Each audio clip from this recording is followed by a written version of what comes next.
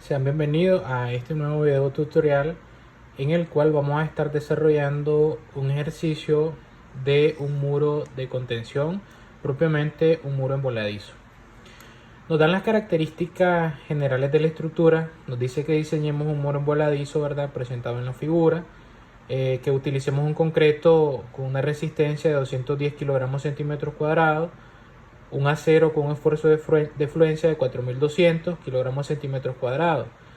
Nos presentan también que, dado al estudio de suelo y las características presentadas, hay un coeficiente de fricción en concreto terreno que es de 0,55 y hay otro coeficiente de fricción correspondiente al terreno que es de 0,70.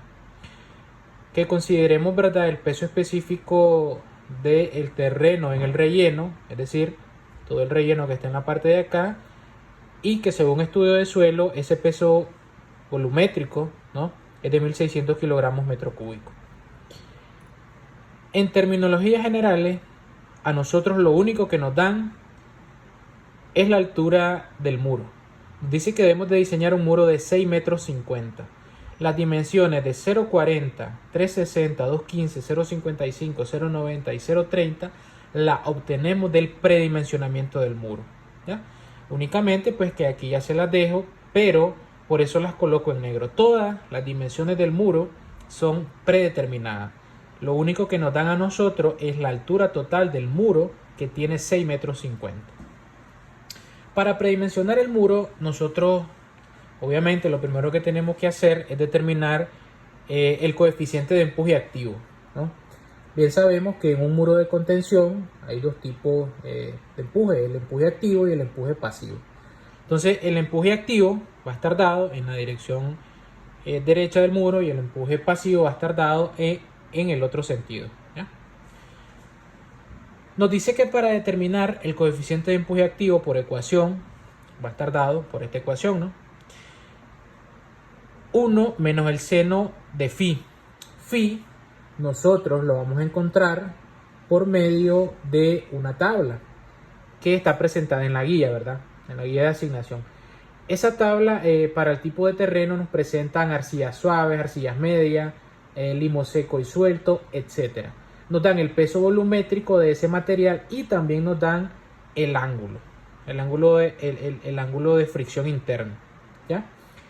Entonces nosotros escogemos el valor de 35 grados debido a la intersección de la tabla, porque tenemos nosotros un suelo que tiene un peso volumétrico de 1600 kilogramos sobre metro cúbico. Entonces escogemos el valor, ¿verdad?, que está dado por un suelo limo denso, o puede ser un limo seco suelto. En realidad la escogencia del ángulo de fricción va a depender de los criterios de diseño y del tipo de suelo real que ustedes tengan. Como nosotros acá no tenemos un tipo de suelo establecido, entonces nosotros vamos a escoger un ángulo de fricción que esté entre los pesos volumétricos de 1600 a 1920. Entonces vamos a escoger desde 1600, me dice que 27 grados, hasta el valor de 1920 dado por tabla de 35. Entonces nosotros vamos a escoger el valor del ángulo más desfavorable, que en este caso son 35 grados, ¿ya? Entonces de ahí obtenemos ese valor. Esas tablitas pues obviamente están en la guía de asignación. Sustituimos los valores y obtenemos nosotros un valor de coeficiente de empuje activo de 0,27. Luego, siguiendo con el predimensionamiento, nosotros vamos a determinar el valor de coeficiente de empuje activo por el peso volumétrico del terreno. Esa multiplicación a mí me va a dar el parámetro principal para el predimensionamiento de la base del muro. Al multiplicar el coeficiente de empuje activo por el peso volumétrico, peso específico del terreno, yo obtengo un valor de 434 kilogramos metro cúbico, ¿ya? Seguido de esto, ¿verdad?, nosotros lo que vamos a hacer es calcular un valor de B. Ese valor de B se obtiene por otra tabla que también está en la guía de asignación, donde en esa tabla me permite a mí identificar los valores de B entre H más HS. B va a ser la base de la zapata del muro, H va a ser la altura del muro y HS es un valor que está dado ¿verdad?, en las dimensiones del muro, que ustedes lo van a leer en la guía, por una altura que es donde se presenta la sobrecarga, que el valor de HS va desde la parte superior de la pantalla del muro hasta donde se presenta la sobrecarga, ¿ya? Ese valorcito pues obviamente lo pueden encontrar en uno de los gráficos de la guía de asignación. Recapitulando entonces, nosotros tenemos una tablita que se nos presenta que hay valores de B entre H más HS para determinar el tipo de relleno. En esa tabla, ¿verdad?, nosotros tenemos, se lo voy a relatar, en esa tabla nosotros tenemos valores de B entre H más HS que van desde 0.30 hasta 0.65. Y en la otra columnita nosotros tenemos valores de coeficiente de empuje activo, ¿verdad?, coeficiente de empuje activo por el valor del peso volumétrico.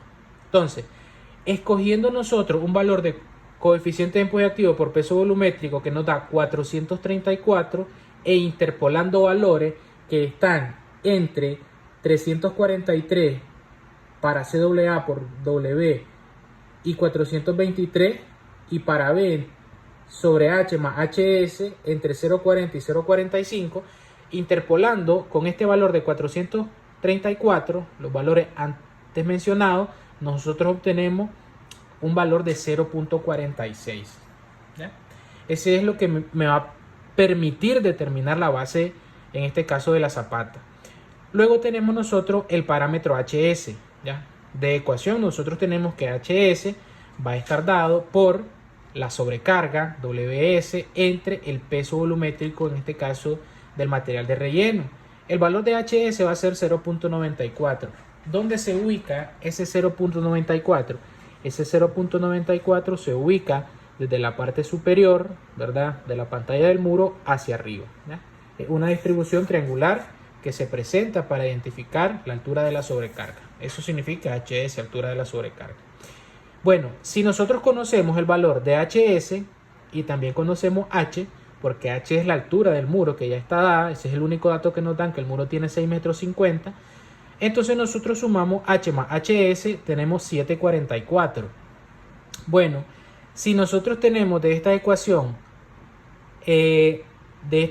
¿verdad?, que sería la igualación, el valor de H, 650, el valor de HS, 0.94, y el valor de la igualación, que es 0.46, perfectamente podemos despejar la base, ¿ya? Entonces es lo que se hace justamente en este sentido. ¿Qué parámetro utilizamos para determinar entonces la base de la zapata de nuestro muro voladizo? Utilizamos este parámetro, ¿no?, que es lo que se plantea aquí. Entonces, despejando el valorcito, ¿no?, tenemos que B va a ser igual a 0.46 por H más HS más 15. Esos 15 centímetros están dados por el factor recubrimiento que se debe especificar en todo elemento que esté en contacto con el suelo. El ACI nos manda 7,5 centímetros de recubrimiento, en este caso pues en ambos lados para la zapata. Dicho eso, sustituimos los valores, obtenemos una base de 3,57, entonces lo llevamos a un factor constructivo, a un valor de dimensiones constructivas de 3,60 metros. En principio, mi zapata, ¿verdad?, para el muro va a tener un ancho de 3,60 metros, que es lo que se plantea aquí. Entonces ya tengo el ancho de la zapata, en este caso del muro. Vamos a determinar ahora cuánto debe de ser el peralte de la zapata, es decir, cuánto debe de ser el espesor de la retorta de esa zapata. El peralte de la zapata nosotros lo vamos a calcular con la ecuación de longitud de anclaje de un gancho estándar. Recuerden que estos elementos pues son elementos que van a estar, obviamente, el acero, depende del acero, en contacto básicamente casi con el terreno. Entonces hay una ecuación que la serie me plantea para gancho estándar que va a estar dado por 0.0745 por el valor de beta 1, ¿verdad?, que me dice que cuando es un concreto simple, ¿verdad?, que no están utilizando epóxico ni otro elemento como aditivo para que se ancle el acero, va a ser 1. El valor de alfa también va a ser 1. Si fuese otro caso que la zapata ya está construida y yo necesito anclar el muro, entonces voy a tomar otros valores para beta y alfa. Mi valor de FY, que está dado por el esfuerzo de fluencia, y la raíz de la resistencia a la compresión del concreto. Me dice que lo multiplique por el diámetro de la barra de acero, que en teoría voy a proponer que se va a anclar ahí, por el factor ρ, que me dice que para concreto reforzado va a ser 0.70. Ese factor ρ siempre lo vamos a tomar como 0.70. La longitud de anclaje del muro, calculando eso, va a ser de 29.14, es decir, tengo un espesor de 30 centímetros. Pero como nosotros para diseñar zapata utilizamos el criterio de que siempre lo que nos dé la longitud de anclaje le sumamos 10 centímetros por el factor recubrimiento 7.5 y lo llevamos a 10. Entonces nosotros tenemos un espesor de zapata de 40 centímetros. Comprobamos que no sea menor que lo estipulado por el código. Lo estipulado por el código me dice que 8 veces el diámetro de la barra, utilizando acero 5 octavos, ¿no? Este es el diámetro del acero 5 octavos. Nosotros proponemos 15 centímetros. Entonces por acá nos queda un espesor, en este caso de zapata, ¿verdad? De 40 centímetros. Entonces nosotros 40 centímetros ya tenemos un efectivo de 6 metros 10. ¿Ya? Es decir, la altura junto con lo que se va a excavar para la zapata del muro son 6.50. Ya tenemos 40 centímetros de la retorta, 3 metros 60 de la base, 6.10 en toda la parte de la pantalla. Nos hace falta sacar las dimensiones del pie, ¿verdad? De la base de la pantalla y de, en este caso, la corona de la pantalla. Para sacar las dimensiones de la corona de la pantalla, en el predimensionamiento de muro, me estipula que debe de ser entre 20 a 30 centímetros como mínimo. Entonces yo me voy con la más favorable, en este caso, que son 30 centímetros. ¿Ya? Eso de parámetro. Parámetro para diseño de muros en voladizo o muros, en este caso, de contención por gravedad, me dice que la corona de la pantalla debe estar entre 20 y 30 centímetros. Entonces me voy con la más grande, que es 30 centímetros. Para la base, en este caso, ¿verdad? Que a eso vamos, la base de la pantalla, ese 0.55, nosotros lo obtenemos de la siguiente manera. Pero previo vamos a calcular lo que estipula para las dimensiones del talón y el pie del muro. El talón del muro lo determinamos como T sub M. Ustedes pueden utilizar otra nomenclatura. Yo digo que el talón del muro va a ser el peralte efectivo por 2.25. El peralte efectivo me dio 40 centímetros por 2.25. Yo tengo un talón de muro de 90 centímetros. ¿Ya? ¿Qué es lo que se estipula justamente ahí? Talón de muro de 90 centímetros. ¿Ya? Entonces ya tengo esa dimensión. Luego voy con la base de la pantalla. Lo que les decía. Para la base de la pantalla hay dos parámetros. H sobre 12 o H sobre 10. Entonces vamos a utilizar la más favorable. En este caso es H sobre 12. O sea, la altura total entre 12. Eso me da 55 centímetros. Eso es lo que tiene la base, en este caso, de mi muro. 55 centímetros de la pantalla del muro. Luego voy con el pie del muro, ¿no? Dice que el pie del muro lo defino como P sub M. Va a ser la base, ¿verdad? La base menos el talón del muro más la base de la pantalla. Estas nomenclaturas ustedes las pueden utilizar como quieran, pueden cambiarlas. Entonces, el pie del muro va a estar dado por 360, que es la base, los 90 centímetros del talón, más los 55 de la base de la pantalla. Eso me da 2 metros 15. Y es la dimensión que yo tengo ahí. ¿Ah? 2 metros 15. Ya tengo yo predimensionado mi elemento estructural. Eso es lo primero. Una vez predimensionado el elemento estructural, ahora voy con el análisis ya de carga de esfuerzo o el análisis a lo que está sometido, análisis de fuerza a lo que está sometido ese muro. ¿Cuáles van a ser las fuerzas a las que está sometido ese muro? Van a haber dos acciones, uno que va a estar dado por las fuerzas horizontales y otro que va a estar dado por, en este caso, las fuerzas verticales. Lo que me va a producir, ¿verdad? Fuerzas horizontales en el muro van a ser, número uno, el relleno que yo le voy a colocar a ese muro. ¿Ya? Recuerden que ese muro, ¿verdad? Básicamente, todo lo que nosotros colocamos en esta parte va a estar dado por un relleno, ¿no? Entonces, ese relleno va a ejercer una presión horizontal, un esfuerzo horizontal sobre el muro que puede provocar, en este caso, varios efectos. Puede provocar, número uno, que desde la parte donde hace momento el muro, que el muro se vuelque, ¿no? Efecto de volcamiento, que el muro se deslice, que el muro se asiente, o que exista una falla tipo dovela, ¿ya? Que eso pues en mecánica de suelo ya ustedes lo han estudiado.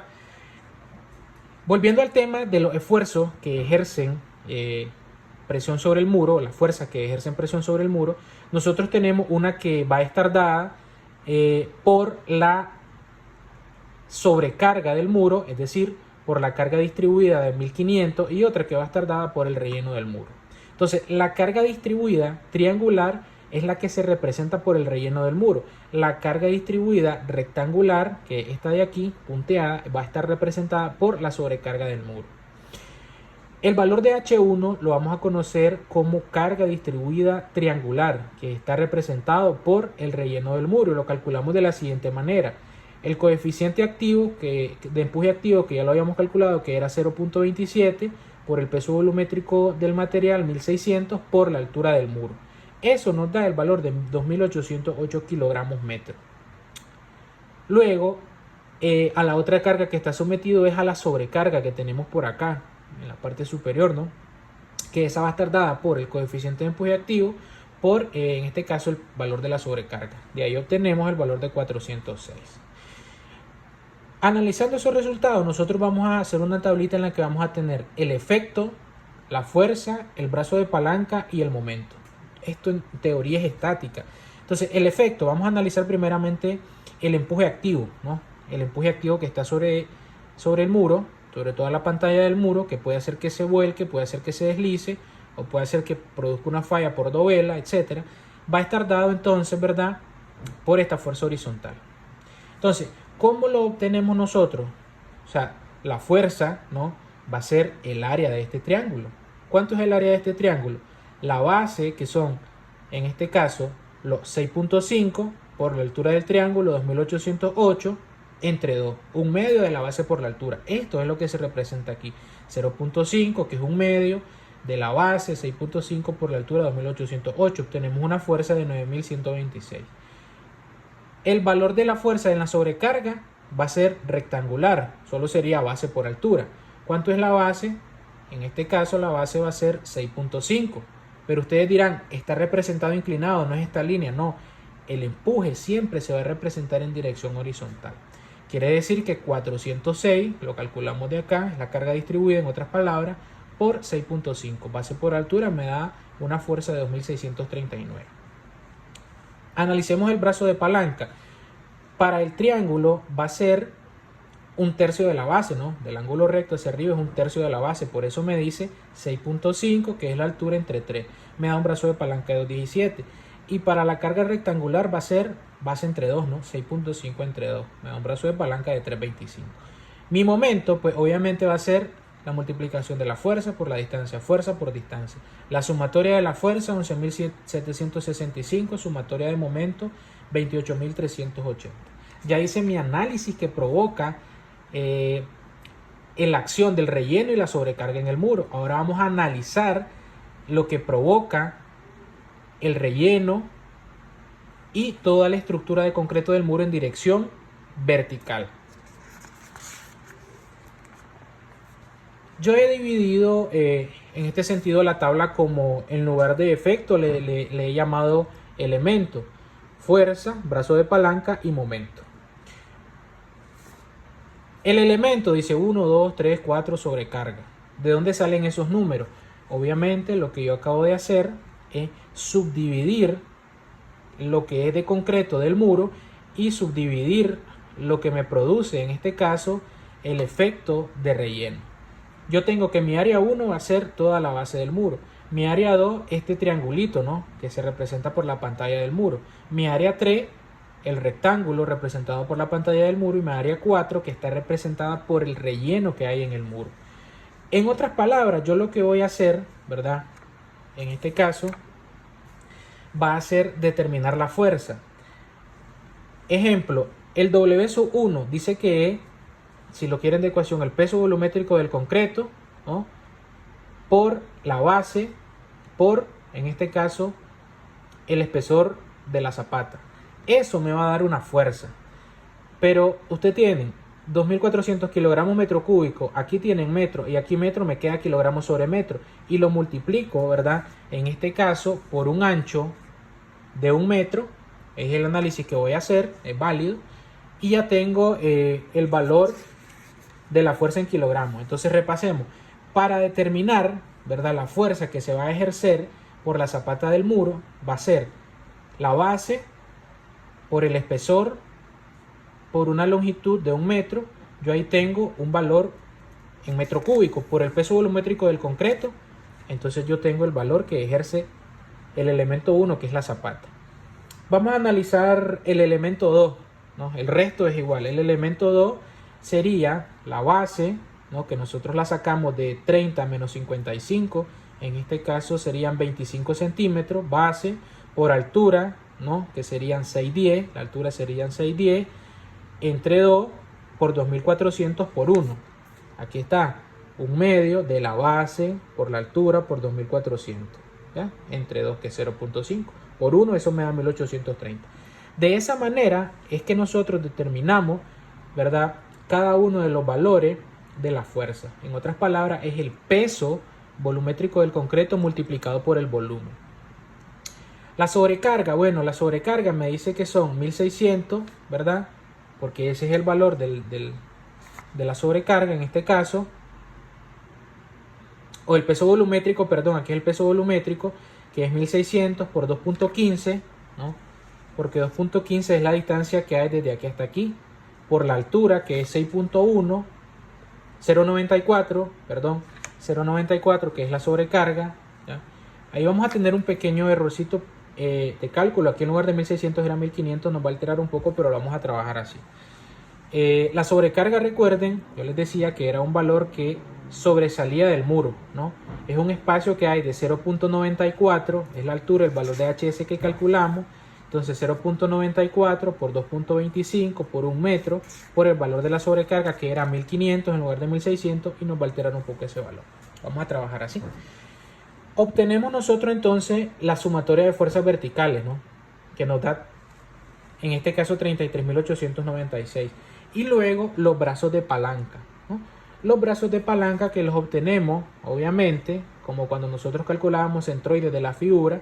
El brazo de palanca lo voy a tomar en cuenta hasta donde esté el punto A. Fíjense bien que este punto A es el punto crítico donde se supone, donde se plantea la hipótesis que va a fallar o va a ser el punto de pivote de rotación del muro para las fallas, ¿no? Entonces mi brazo de palanca, de donde va a estar la fuerza, sería la mitad de la base, 360 entre 2 para la figura 1. Para la figura 2 sería 2 tercios, fíjense bien, del ángulo agudo hacia acá, 2 tercios de la base, que la base es 0.25. Entonces 2 tercios de 0.25 más los 0.90. Verifiquemos a ver si es cierto para la figura 2. Entonces yo tendría por acá, aquí está 0.90, que es el talón, más 2 tercios de la base. Así sucesivamente yo saco los brazos de palanca. Y luego mi momento, que obviamente es la fuerza por la distancia, hasta obtener una sumatoria de momento de 73.830. ¿ya? Luego viene pues obviamente lo de los factores de seguridad, ¿ya? Que a esto es lo que a mí me permite pues ver si el predimensionamiento lo tengo bien. Analizo primeramente el factor de seguridad al volteo. Dice que va a ser la sumatoria de los momentos resistentes entre la sumatoria de los momentos actuantes. Al sustituir los datos de los resistentes, que es 73.830, entre lo que provoca la acción del empuje activo dado por la sobrecarga, en este caso lo que produce el empuje activo y la sobrecarga, que es 28.380, yo tengo un factor de seguridad de 2.6.